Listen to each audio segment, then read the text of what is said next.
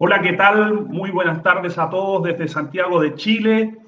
Les saludamos desde la oficina, obviamente no es oficina, estoy en mi casa, de Llorente y Cuenca en Chile, para dar inicio a este webinar que vamos a presentar el libro La democracia en palabras, que hemos patrocinado en conjunto con la Embajada de España en Chile. Me acompañan en esta oportunidad Joan Navarro, que es socio y director de Asuntos Públicos de Llorente y Cuenca, y Leonidas Montes, que es el presidente del Centro de Estudios Públicos acá en Chile.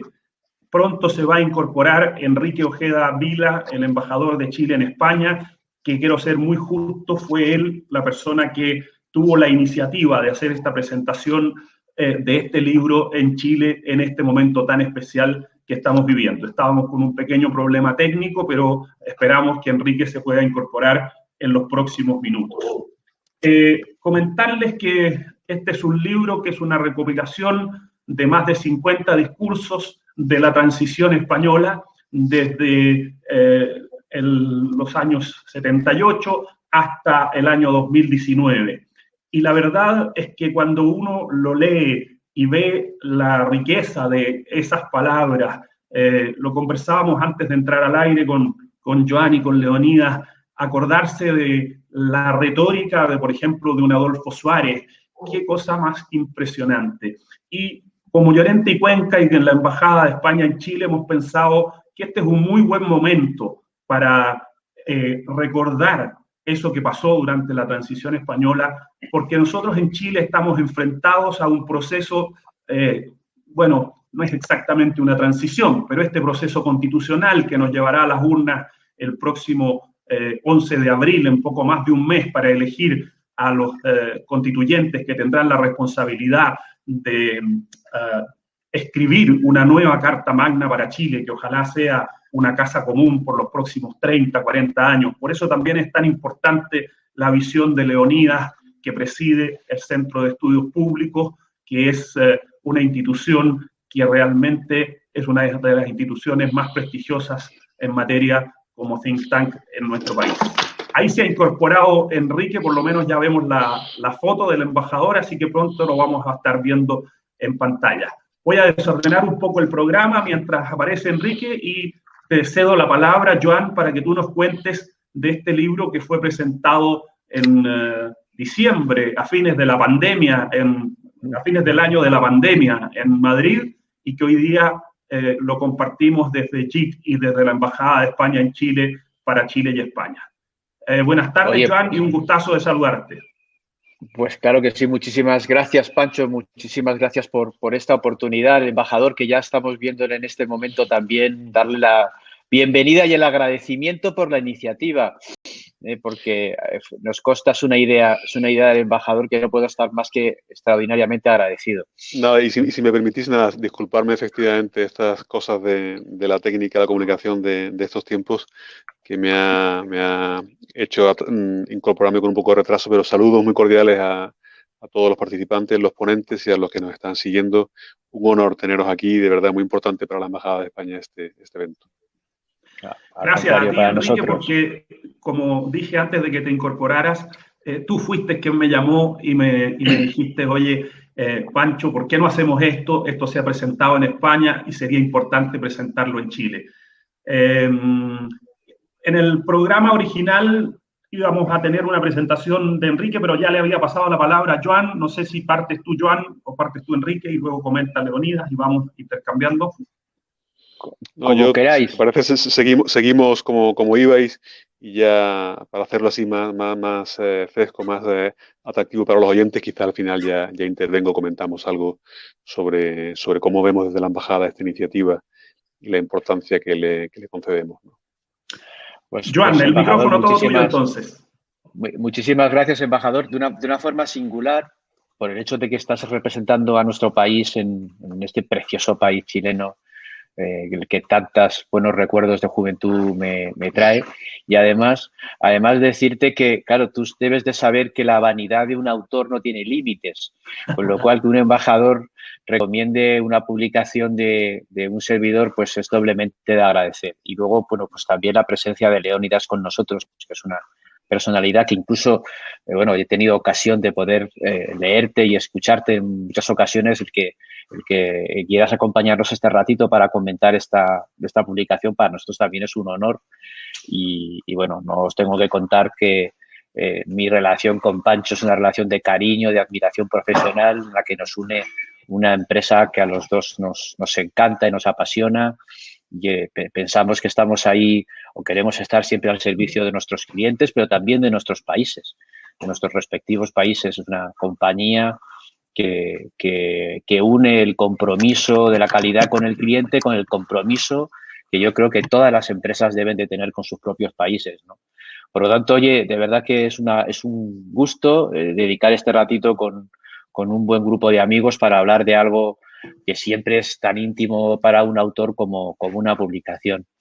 Os empezaré diciendo que la idea del libro no fue mía, la idea del libro fue de mi colega, de profesor y también doctor de Derecho, doctor en Sociología, Miguel Ángel Simón.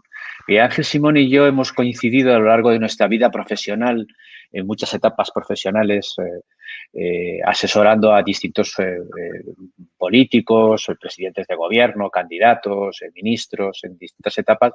Y los dos, hubo una época en que coincidimos de negros. Sabéis que es la figura a la que se llama al que escribe los discursos de las personalidades, aunque luego insistiré que el discurso, por mucho que tenga una estructura, se lo haya escrito una persona, un profesional en este caso, el discurso siempre de quien lo pronuncia. Es algo que no debemos de olvidar nunca.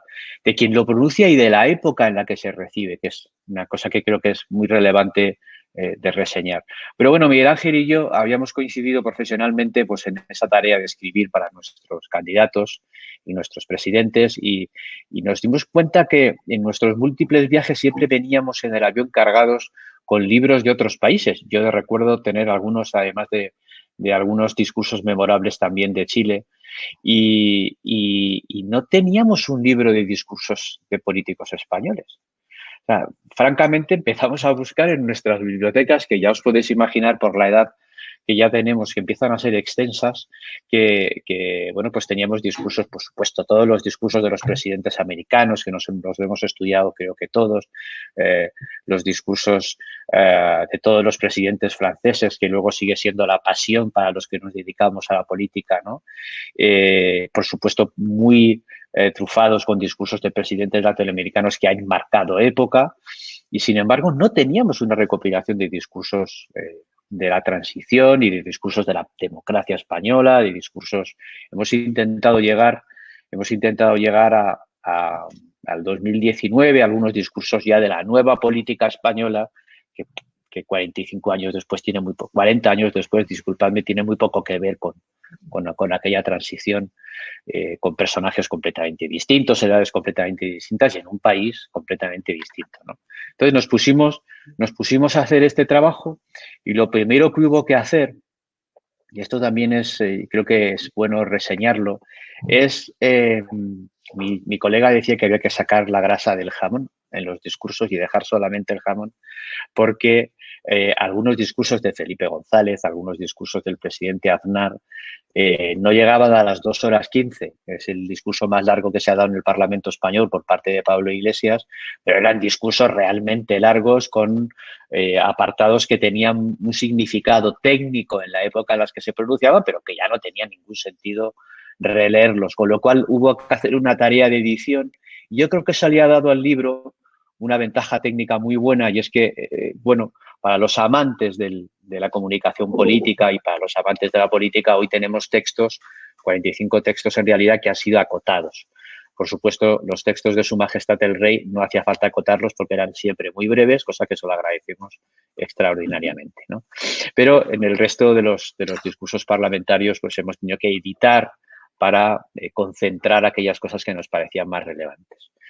Y lo siguiente que quiero reseñar, lo decimos en el libro los autores, es que no hemos tenido en 40 años de democracia en España ninguna presidenta del gobierno, cosa que ustedes sí que han sabido hacer.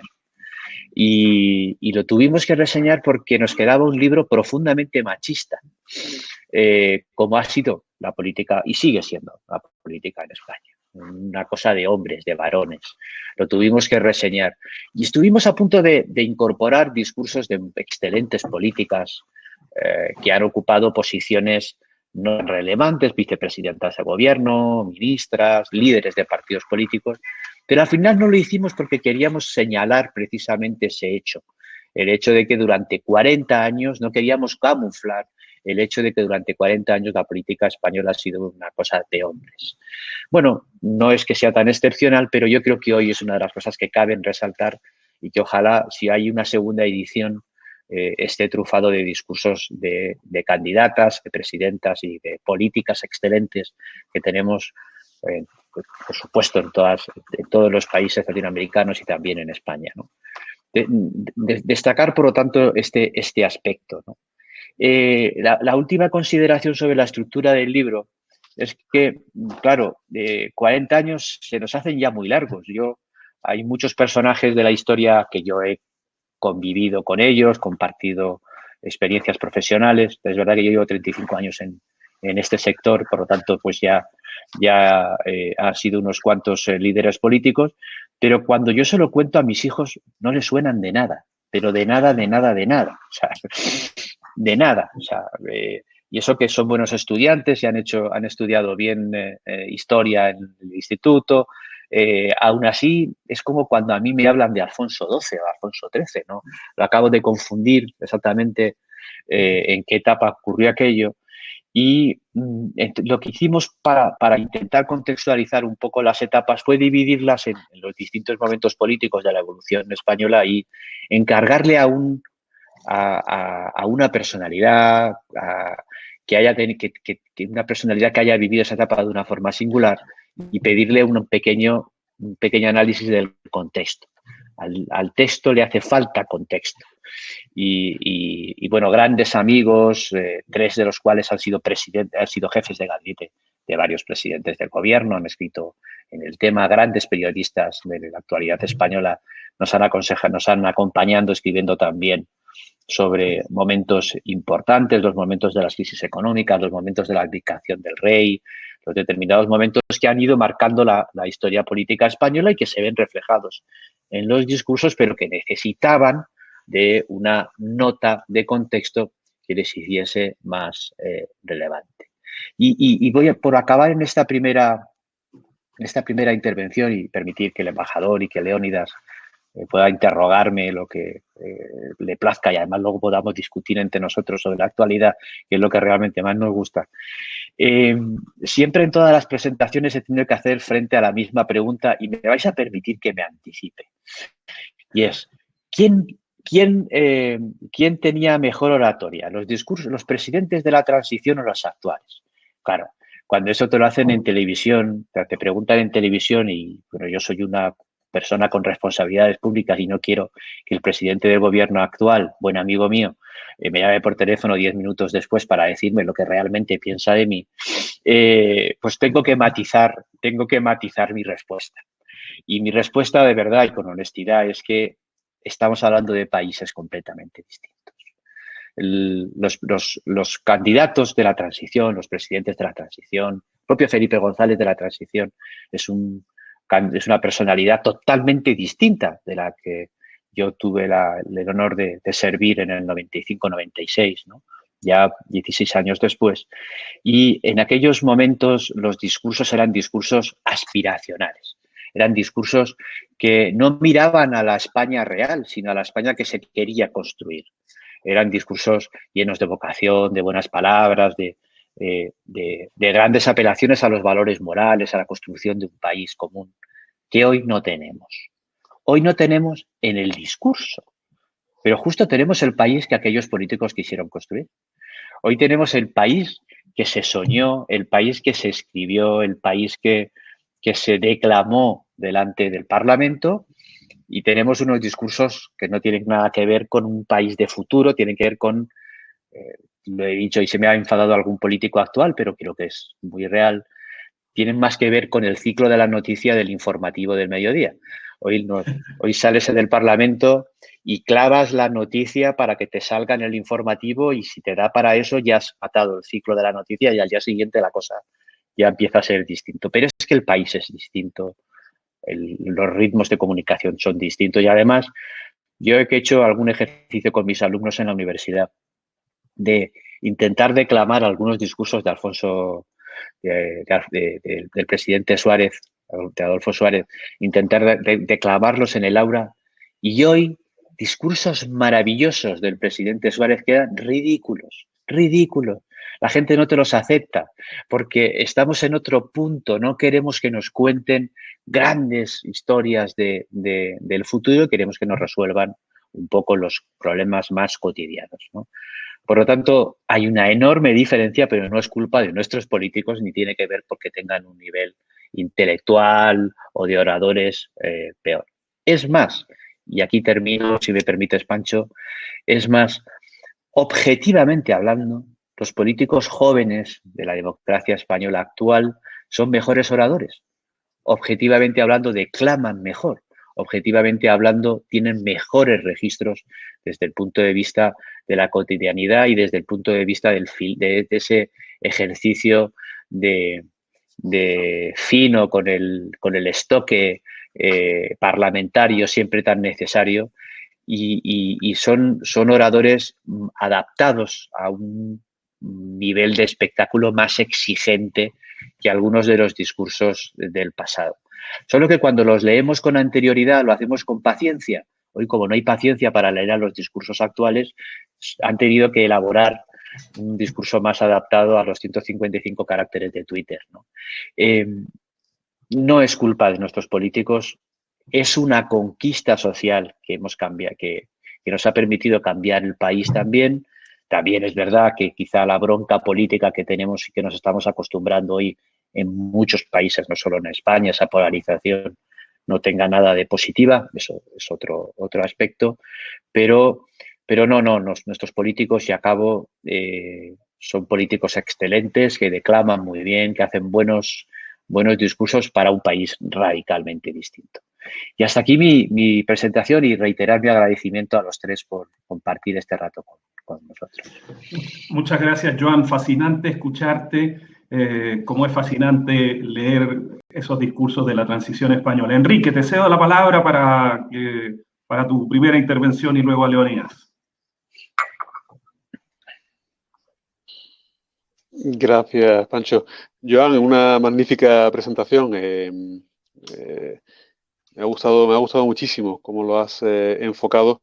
Te iba a preguntar efectivamente el porqué de esa ausencia de discursos femeninos, de discursos de la mujer, más en este mes de marzo, como dicen aquí en Chile, a portas del 8 de marzo. Bueno, ya lo has señalado, ¿no? Como esa forma todavía de poner el foco, porque efectivamente no hemos tenido ninguna presidenta del gobierno. Sí hemos tenido grandes políticas, grandes parlamentarias, grandes ministras. Bueno, ya has contado el porqué. Y luego hacías referencia efectivamente a esa diferencia en los discursos de hace 20, 30, 40 años al discurso parlamentario de hoy día. Hacías referencia a esa atención especial a qué saldrá reflejado en los medios de comunicación y en Twitter hoy día, ¿no? Esa campaña esa herramienta tan poderosa en la comunicación política.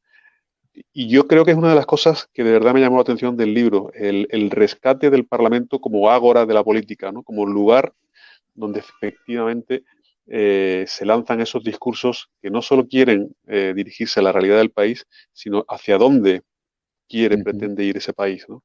Claro, las circunstancias son muy distintas. Yo, que era un adolescente cuando nuestra democracia empezaba y me interesaba mucho, claro, teníamos, creo que eran 2 canales de televisión, no había televisiones privadas, por supuesto, internet, redes sociales, nada. Entonces, se le daba una enorme importancia a lo que se decía en Parlamento, al conjunto de lo que se decía. No había formas, además, de ver quizás un resumen, salvo que leyeras el periódico al día siguiente. Claro, tú has contado, ¿no?, cómo nuestros políticos hoy día siguen teniendo quizás tienen incluso una mejor capacidad de oratoria formal, pero se dirigen a otro tipo de herramientas, a otro tipo de público, ¿no? Por eso, porque rescatáis en estos tiempos de desprestigio de la política, creo que es algo muy preocupante ese desprestigio de la política, para los que creemos en la democracia. Por eso la importancia que le vi al libro, a la publicación, por eso la iniciativa de presentarlo también en Chile.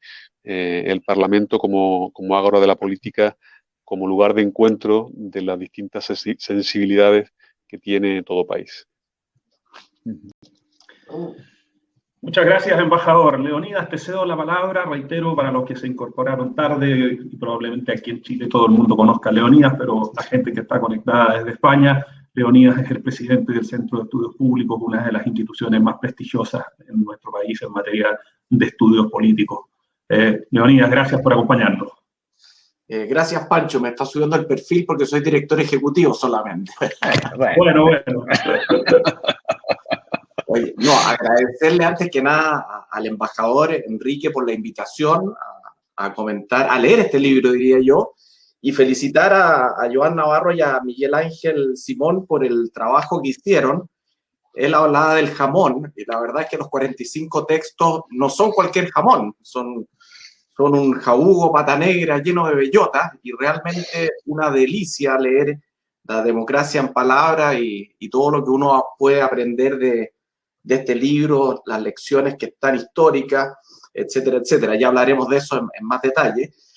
Pero a mí hay una cosa, pues quería partir con una cuestión más de fondo que me parece interesante. El libro, no es cierto, se llama Democracia en Palabras. El embajador se refirió al Ágora, y la verdad es que la democracia es palabras. Y si hay algo que nos enseña este libro, las lecciones políticas, a través de los discursos, a través de la palabra, es no solo el rol de la palabra. Evidentemente tenemos que aprender mucho de la democracia en palabra, pero no debemos olvidar, creo yo, que la democracia es palabra en su sentido más amplio.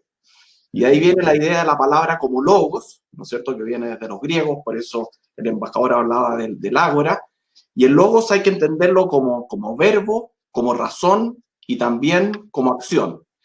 Y en ese sentido, cuando de alguna manera Wittgenstein argumentaba que el lenguaje es mi mundo, ¿no es cierto?, como nosotros vemos el mundo, la verdad es que la palabra en democracia no es mi mundo, sino que persigue al final un mejor mundo. Y cuando uno lee todos estos textos, la verdad es que resulta fascinante la pasión que genera. Estábamos hablando antes de entrar con Pancho y con Joan, de lo que eran los discursos de Suárez, que a uno se le olvida en realidad esa retórica, a mí me encantó esa descripción que hizo Joan recién de estos discursos aspiracionales, y es muy interesante leerlos desde la perspectiva histórica del contexto, cómo todo ha cambiado, y el gran desafío es qué podemos aprender de eso hoy, que yo creo que es lo que vamos a hablar en un rato, y muy interesante también, ya yendo al tema más contingente, es esta idea de que estos discursos hoy día a la juventud pueden parecerles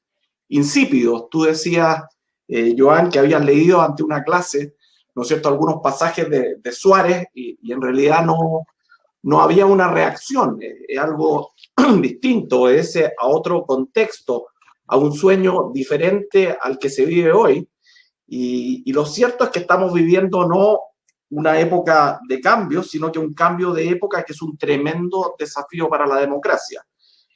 Ahora, bueno, ¿cómo podemos aprender de esto? Las lecciones de lo que sucedió en España para Chile, lo que Chile aprendió de España, lo que España ha aprendido también y tiene que seguir aprendiendo de Chile, yo creo que es lo más importante. Bueno, y podríamos hablar de todos los discursos que hay ahí, que realmente son fascinantes. Yo te digo, yo quiero agradecerle nuevamente al embajador por esta invitación, porque me permitió en el encierro sureño disfrutar de palabras que en realidad, desde el punto de vista político, histórico e intelectual, de aplicación práctica, son maravillosas. Así que nuevamente quiero terminar con esta intervención breve felicitando a Joan y a Miguel Ángel por este jamón que está hecho muy, realmente un aporte. Y no se había hecho, es que eso es lo interesante, que esta selección es algo que realmente es un trabajo excepcional.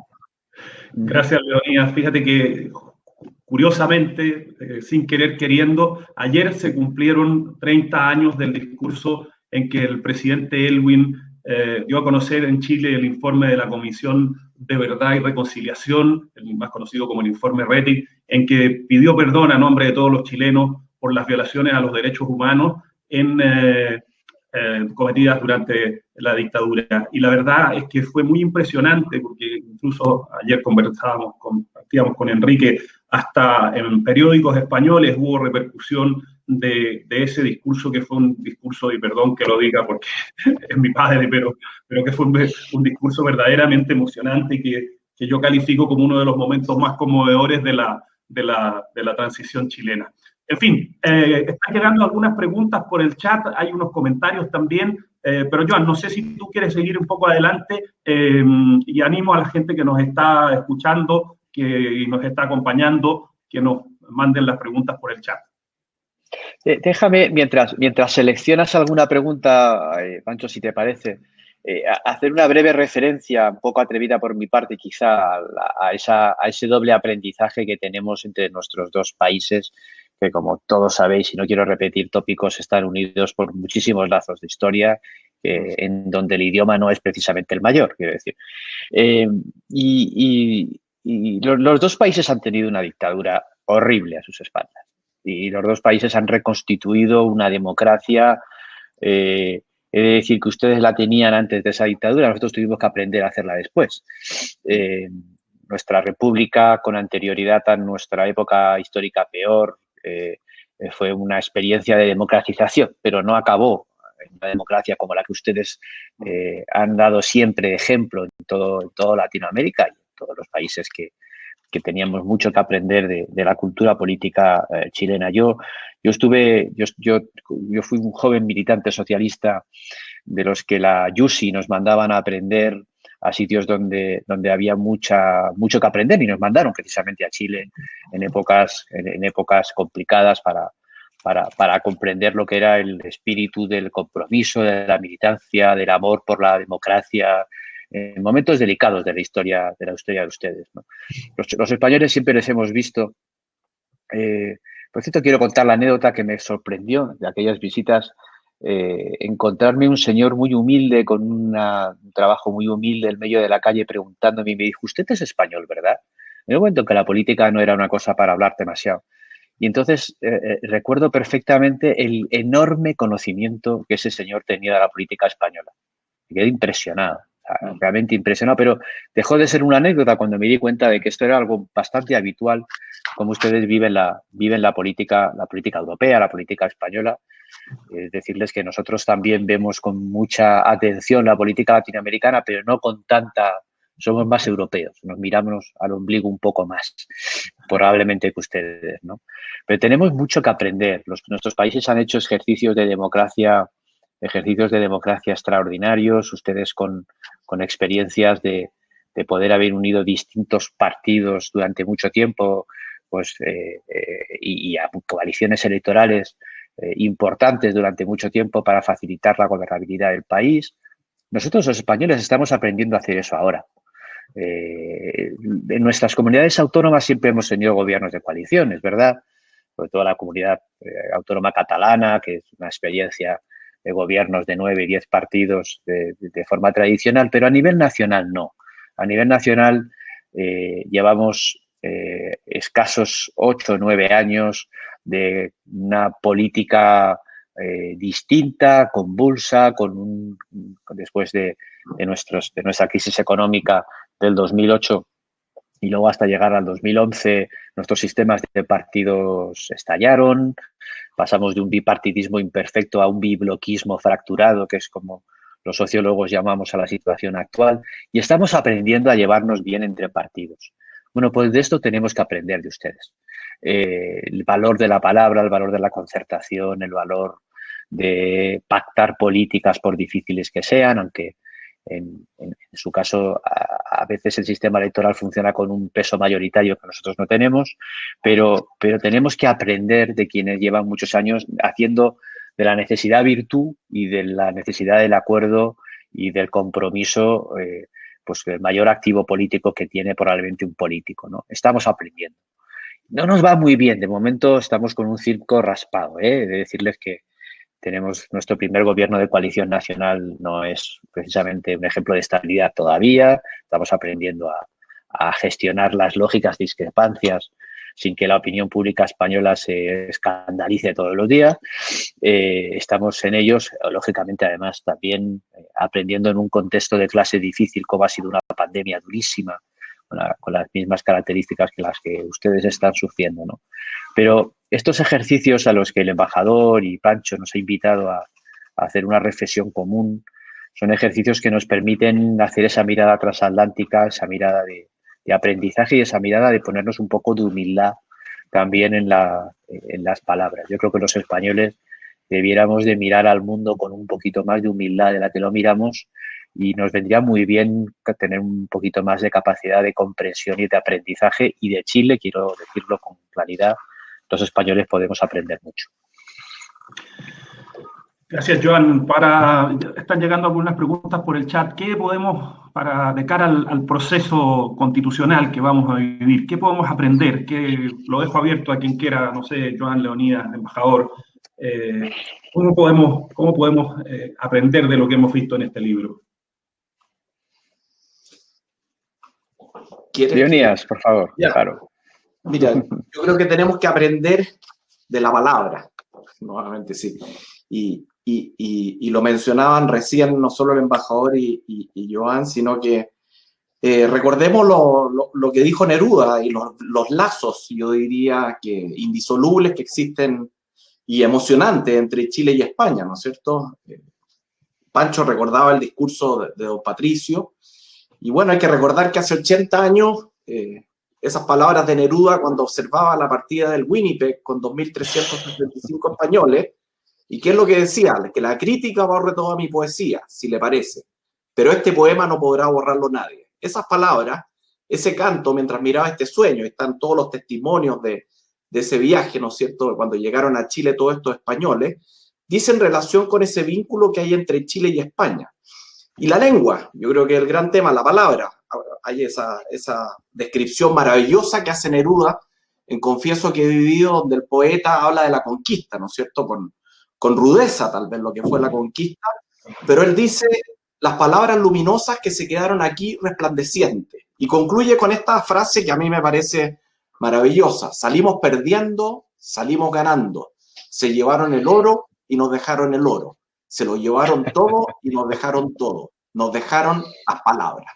Y esto tiene relación con el título y con la idea de la palabra, cómo la palabra, ¿no es cierto?, que es la democracia al final, no solo la democracia en palabras, sino que la democracia como palabra, es lo que tenemos que aprender, las lecciones que hay en estos discursos, las lecciones de civilidad, de la llegada a acuerdos, de la importancia de los acuerdos, de la importancia de la renuncia respecto a lo que uno cree y cómo hay que hacerlo. A veces están los discursos ahí maravillosos de Santiago Carrillo y Felipe González, donde destacan la importancia de los consensos. Enrique Tierno Galván también, con una dosis de realidad, hablando de la dificultad de llegar a acuerdos. Yo creo que los acuerdos es lo más importante, lo que se requiere ahora, ¿no es cierto? Algo que ha sido tan denostado en nuestro país, esta idea de los acuerdos, esta idea de partir con una hoja en blanco como si no hubiera pasado nada antes. ¿Te fijas? Si algo tenemos que recuperar es esta idea de que los acuerdos se alcanzan como a través de la palabra, a través del diálogo, a través de la conversación, a través de la renuncia, tal como fue el caso de este larguísimo proceso de democratización española, y tal como fue el caso en Chile, que han sido casos ejemplares que muchos tienden a olvidar, no quieren verlo. Ahí hablaba Joan, ¿no es cierto? A muchos jóvenes esto les parece como hablar de otra época, como si fuera simplemente algo de los griegos, pero la verdad es que pese a lo que estamos viviendo en términos de cambios, que son evidentes, la democracia sigue siendo la mejor forma de relacionarnos y de construir un un acuerdo o una civilidad social, y esa hay que cuidarla a toda costa. Yo creo que esa es la gran lección que podemos sacar para lo que enfrenta Chile en estos momentos. Embajador.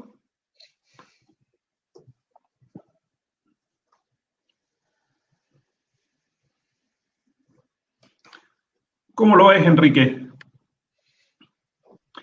¿O me vas a decir que como embajador no puedes emitir opiniones sobre la política contingente chilena?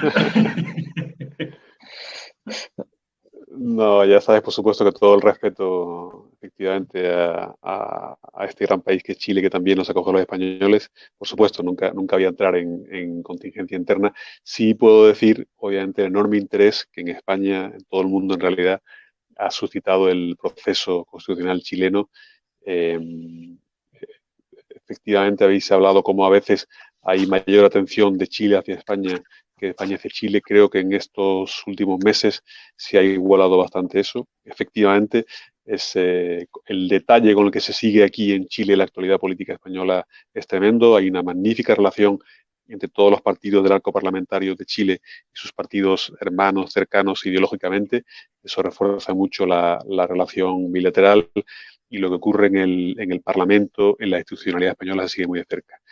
Y obviamente en este proceso constitucional Chile mira a otras experiencias normalmente está mirando mucho a las diversas experiencias europeas en el campo constitucional, y obviamente la española es una de los principales referentes. Ahí estamos, en ese proceso de acompañamiento, no de enseñar nada, porque no tenemos que enseñarle nada a nuestros amigos chilenos, pero sí acompañarlos mostrando nuestra experiencia, como fue la experiencia de la Constitución Española del 78.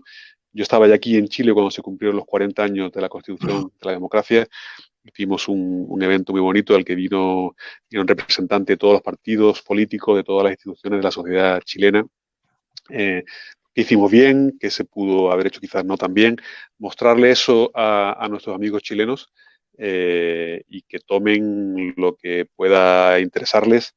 Pues estamos en esa labor. El Centro de Estudios Públicos es una de las que dirige Leónidas, es una de las instituciones con las que estamos colaborando, también por supuesto con el Gobierno, con el Congreso, con el Senado, y esperamos también, cuando haya una convención constitucional, colaborar con ellos, como también está haciendo la Unión Europea y otros países europeos.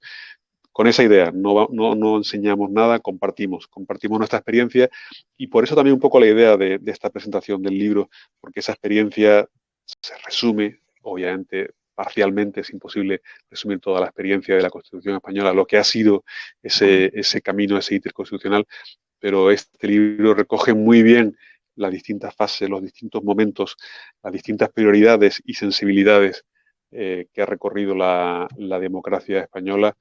Y efectivamente habéis mencionado también antes esa necesidad de búsqueda de acuerdos, de consensos cuando es posible, de acuerdos lo más amplios posible, siempre que ello sea posible. Así que en ello estamos, Pancho. Ya ves que he sido relativamente sustantivo en mi respuesta, pero mucho interés en España, a todos los niveles, por el proceso chileno, y acompañando ese proceso en todo lo que nuestros amigos chilenos quieran. Gracias. Déjame, Pancho, si me permites contar una anécdota con respecto al proceso constituyente de reforma de la Constitución chilena. Es uno de mis problemas personales, es estar rodeado de catedráticos de constitucional. O sea, me rodean los catedráticos de constitucional, que es una cosa densa, muy densa, muy buena gente, pero que tienen una visión de la política muy pegada a esa cosa que es vivir la política en función de la visión normativa y constitucional, ¿no? Yo, como soy sociólogo y mi parte politóloga no la aplico, pero la parte socióloga me gusta más esto de la cotidianidad de la lucha por el poder, me lo paso ahí más, me divierto más ahí. Pero mis amigos de constitucional ven la vida desde el punto de vista normativo. Y ellos están encantados. Cada vez que hay un proceso de apertura de un proceso de reforma constitucional, están encantados, y siempre con las experiencias vividas, con lo acumulado, con todo el conocimiento acumulado de los pros y los contras de la Constitución española, pero también de muchas constituciones latinoamericanas en la que la tribu constitucionalista española ha vivido. Y yo el otro día tuve la ocasión de darles o sea, en estos debates de cena que aún nos podemos permitir, que ya no permiten cenar 6 personas en casa, con lo cual ya la conversación da para más. Y recordarles que la participación de los españoles en el proceso constituyente chileno es para aprender a hacer algo que aún no hemos hecho nosotros, ¿eh? Es que los españoles tenemos que aprender a reformar nuestra Constitución, que tampoco lo hemos hecho. Igual que estamos aprendiendo de ustedes a tener gobiernos de coalición, tendríamos que aprender también a cómo reformamos nuestra Constitución. Y ojalá no necesitemos tantos disturbios como los que ustedes han tenido para revisar el marco constitucional. Ojalá podamos aprender de cómo podemos hacer más flexibles constituciones que nos han servido muy bien al país, muy bien. Hoy los españoles somos lo que somos, España es lo que es por aquel proceso constituyente y por aquella constitución y por cómo los partidos aprendieron a dialogar para constituirla, para desarrollarla, pero las constituciones hay que cambiarlas. Ustedes están también un paso por delante de la política española en ese sentido. Por lo tanto, a mis amigos de Constitucional lo que les digo es que vayan a aprender, más bien que a enseñar.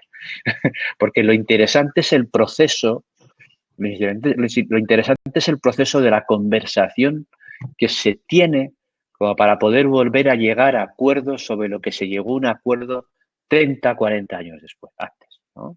Eso es lo relevante, cómo las nuevas generaciones pueden volver a encontrarse con un país distinto, en un lenguaje distinto, como bien la señora Leónidas, con unas palabras distintas, con un contexto distinto, y ser capaces de llegar a un acuerdo que no plasme lo que uno desea, sino lo que uno desea en convivencia con el otro que no desea lo mismo. Porque si todos deseáramos lo mismo, no necesitaríamos una constitución. Entonces, por lo tanto, llegar al acuerdo sobre alguien que piensa algo distinto a lo que tú piensas y llegar a un acuerdo de plasmarlo en un marco que nos permita convivir los próximos 20 años. Bueno, a lo mejor ya son 10, porque como los ciclos se acortan, pero los 10 años ya nos iría bien, ¿no? Y por concluir, y no es una broma de verdad, yo creo que los españoles siempre, por supuesto, como dice el embajador, a disposición de las autoridades y de los amigos chilenos, pero también para aprender, también para aprender. Gracias, Joan. Perdón que me salga de mi rol de moderador y opine un poquito, pero en línea con lo que decía Leonidas. Claro, este dilema sobre la hoja en blanco, la verdad es que es un dilema un poquito falso, porque al final todas las constituciones se modifican y la constitución del 25 tiene mucho de la del 33 y la del 80 tiene la del 25 y la que aprobemos seguramente los chilenos va a tener muchas cosas de la constitución del 80, de modo que es impresionante el tema. Una cosita muy breve a propósito de lo que mencionaba Enrique, cuando vino uno de los padres de la Constitución española, contó esa anécdota en ese evento que tuvimos con la Embajada y con la Cámara Española de Comercio, contó esa anécdota en que decía que una noche se bajó de un auto y pasó una persona caminando en Barcelona y le dijo, oiga, le quiero decir una sola cosa, a ustedes esto les tiene que resultar, les tiene que salir bien. Y yo espero que eso ocurra aquí en Chile con las 155 personas que vamos a elegir el próximo 11 de abril. Nos quedan 9 minutos. Solo para complementar lo que acabas de decir, Pancho, te refieres al acto que tuvimos con Miquel Roca, ¿no? Que dentro de ese acompañamiento del proceso constitucional chileno hicimos, ya estaba la pandemia, entonces no fue presencial, pero de forma virtual tuvimos un encuentro con Miguel Roca y Santiago Muñoz Machado, como sabes, presidente de la RAI y además constitucionalista. Efectivamente. Maravillosos ambos. Nos quedan 9 minutos. Una pregunta que me hacen en el chat, Joan, tienes que mojarte porque me preguntan que tienes que elegir cuál es el discurso que más te gusta del libro. Hoy es muy difícil, es muy difícil, pero vais a entender, hay uno que sí que yo quiero hacer un señalamiento especial. Y es el discurso que hizo Carrillo, Santiago Carrillo, cuando proclamó que, y claro, entiendan ustedes el momento en el que se hizo aquello, ¿no? todavía ETA estaba matando en España, todavía teníamos terrorismo de Estado también en aquellos momentos. Hacía poco que habían muerto los abogados de Atocha en un asesinato instigado por la policía. El ejército español no estaba muy porque la democracia avanzara en aquel momento. Pero los senadores del régimen franquista seguían estando presentes todavía en la tribuna del Senado. En aquel momento el entonces líder del Partido Comunista muy recién permitido que acababa de dejar de ser clandestino, hacía unos meses, pronunció un discurso que yo lo recuerdo como un discurso muy especial, y es el que antepuso el papel de los comunistas a favor de la democracia antes que al sistema que abandonaba la república a favor de la democracia. Abrazó la bandera nacional, rechazando la bandera de la república para poder hacer de España un país democrático. Fue uno de los grandes ejercicios de generosidad política que dio pábulo a lo que fue la transición española, y es enormes sacrificios para que precisamente con los diferentes pudiéramos construir un país, que era el país que todos queremos. Ustedes saben, yo no tengo nada que ver, no me siento nada identificado con la ideología comunista, en absoluto. Es más, saben ustedes que los socialistas y los comunistas hemos tenido siempre nuestras cosas, como corresponde a todos aquellos que nos gusta leer varios libros. Pero creo que es uno de los discursos que vale la pena recordar, por la enorme generosidad simbólica del momento y porque fue precisamente lo que permitió que la izquierda más, digamos, revolucionaria, si se me permite la palabra, aceptase el camino hacia una democracia que no es un camino fácil, no es un camino tan ilusionante, pero es un camino que nos permite a todos estar juntos, ¿no? Embajador Leonidas, le cedo la palabra, un par de minutos para cada uno para ir cerrando. Oye, yo para agregar y dejamos al embajador cerrando, en la misma línea de lo que plantea Joana, me gustaría recordar esto de las virtudes cívicas, que es tan importante, y ahí aparece, a mí realmente me conmovió leerlo nuevamente, ¿no es cierto? Uno de los episodios tal vez de mayor tensión política en la España reciente son los discursos del que era en ese entonces jefe de gobierno, y cuando estaba, ¿no es cierto?, toda esa tensión en la democracia española, cuando era incierta la aprobación de la moción, el ahora presidente de gobierno le decía a su antecesor lo siguiente, este es Pedro Sánchez: en lo personal, señor Rajoy, no sé qué va a pasar mañana, pero tiene usted todo mi respeto personal y político, y le deseo lo mejor en lo personal. Y al día siguiente, cuando el destino ya crepuscular del gobierno pepista era evidente, el que era presidente todavía, Rajoy, reconocía y lo decía con estas palabras: el señor Sánchez será el nuevo presidente del gobierno y yo quiero ser el primero en felicitarlo. Además, le deseaba sinceramente que pueda dejar el país mejor, y finalizaba diciendo: se lo deseo por el bien de España.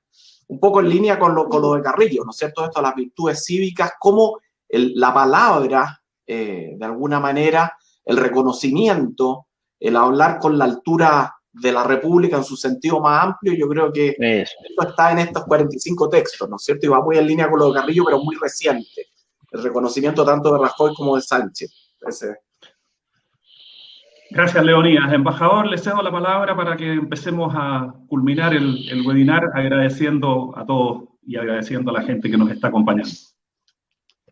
Claro, nada, yo me sumo a esos agradecimientos. Qué bonito cómo ha concluido Leonidas. Te agradezco de verdad como embajador de España que pongas ese ejemplo en la muestra de respeto institucional, que creo que debe ser siempre santo y seña de la política en todos los países democráticos.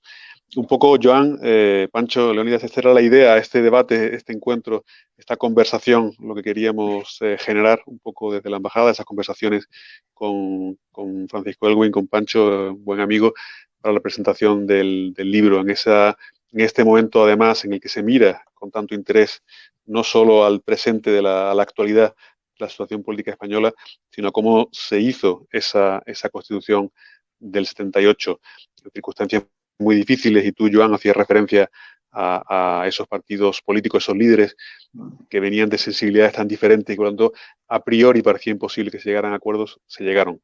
Creo que es lo que queríamos mostrar de nuevo en ese acompañamiento, y por mi parte, nada, agradeceros a todos el tiempo que habéis tomado. Leónidas, además sé que hoy teníais un día especialmente complejo en el Centro de Estudios Públicos. Gracias por tu compromiso y tu interés. Desde el principio que te conté lo que queríamos hacer, te implicaste en ello. Joan, gracias por tus palabras. No sabía que tenías ese conocimiento tan profundo, efectivamente, de la relación bilateral Chile-España. Esperamos que cuando la situación lo permita puedas estar aquí presencialmente y seguir conversando sobre política con mayúsculas y con minúsculas. Gracias a todos. Enhorabuena. Muchas gracias, embajador. Gracias. Joan, un abrazo grande a la distancia. Sé que son las 4 de la tarde, no te vayas a comer jabugo todavía, pero más tarde se puede, ¿ah? Y muchas gracias también de nuevo, embajador, por esta iniciativa, y gracias, Leonidas, por acompañarnos. Gracias a ustedes.